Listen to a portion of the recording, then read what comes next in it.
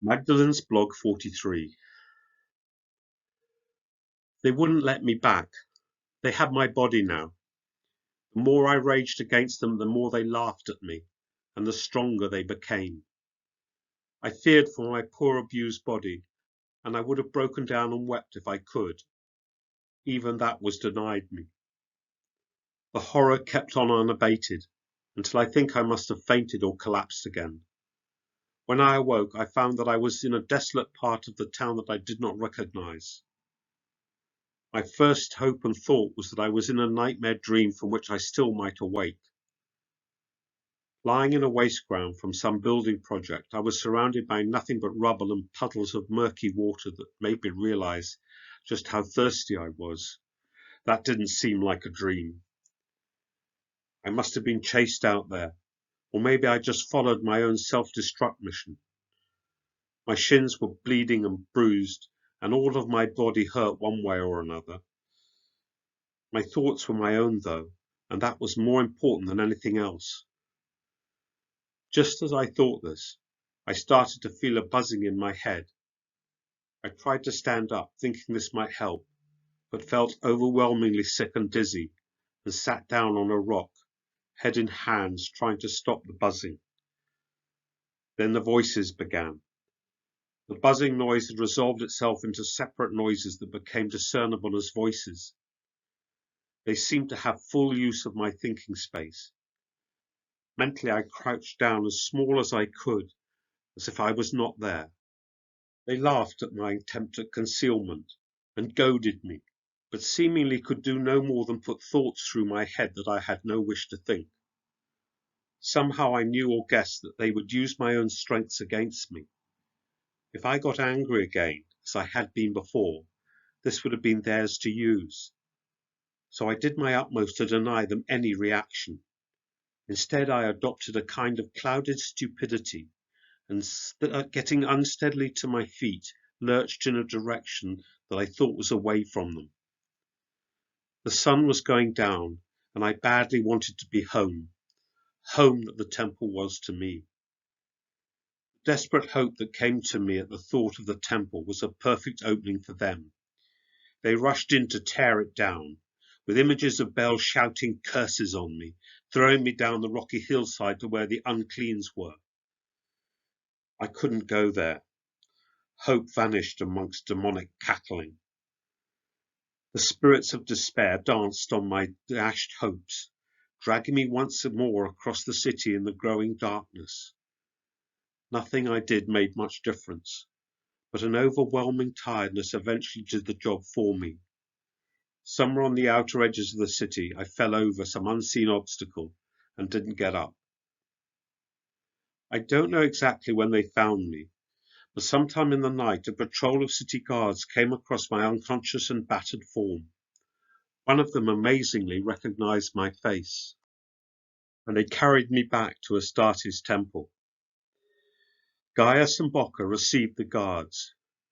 They and the priestesses on duty on Adonis Tower took me to what had been Astel's cell near to the library, and tended to my wounds. Then they let me sleep. Early morning, Ariane was the first to visit, and my voices were already prowling through my head. I couldn't and didn't dare respond to her concerned inquiries that came to me as through a haze. She obviously thought I had been drugged, beaten, and abused, and with kind words she bade me rest while she went and talked to Bel. When Ariane came back, it wasn't with the Bel that I had come to know as friend, but the high priestess Bilal. It didn't take her long to find out some of what had happened. She tried to question me, and my attempts to answer were pushed aside. "She is ours now," another's voice said from my mouth. I could see Bilal's eyes narrow and her face take on a pallor that resembled fury. "Leave her, or I shall bring down the goddess's wrath on you." Bilal looked quite capable of doing just as she was threatening, but my oppressors were less than impressed. "She belongs to us," came the answer with a cackle of obscene laughter. "The laws are being fulfilled," said a second voice. "The seals are set. She has to pay for her transgressions." and then the most ominous of all, one deeper voice, full of menace. We shall tear her apart if you try to expel us, as is our right. Bilel's face had gone even paler as she faced the spirits, and then, Magdalene, she commanded, answer me. Pulled back to centre stage, I looked back into the face of the one I feared most. What have you done? I couldn't speak the words. They wouldn't come. My head was shaking from side to side, and tears were streaming down my cheeks. It cut no ice with the high priestess. You fool, you stupid, headstrong little idiot. Look where your meddling ideas have got you. You have ruined everything that could have been, thrown away everything you have been given, lost, all lost. She turned away from me, and my heart slumped, all hope gone. At the same time, the spirits got hold of my rising despair and started an awful cacophony of wailing.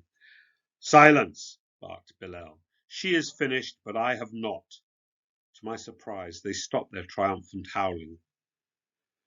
Why shouldn't I kill her, as is my right? Demanded Bilel, who had turned to face the spirits again. What would happen to you, do you think? Silence continued as her words were digested and understood. We would destroy your temple then. Not the walls, maybe, but we would be free to terrorize the world of your little witches. It was Bilel's turn to laugh. I don't think so, she said. Rather, we would extinguish you at the same time. I was beginning to think that my high priestess had the measure of them. I caught sight of Ariane's face and was transfixed by how involved she was in the struggle. The balance was finely set. It was Bilel's voice that broke the tension. Take her, she said. She is no use to us anymore. No! The denial was torn from Ariane's throat. You cannot mean that. Bilel turned on the younger priestess. Fury etched upon her face. How dare you question me, she barked. Magdalene has betrayed us in the most profound way. Don't you go down the same path. Do you wish to join her? Ariane backed away slightly. No, High Priestess, I am sorry. My heart clenched in despair as my final refuge left me, not even enough strength to pray. But please, can we send her to someone who might help? Ariane didn't wait for the answer, but continued. Rachel in Tyre is a healer of great skill. Not the priestess Rachel in our temple there, but another, greatly respected. Could you possibly allow me to send Mary to Tyre? Bilel's face had softened slightly.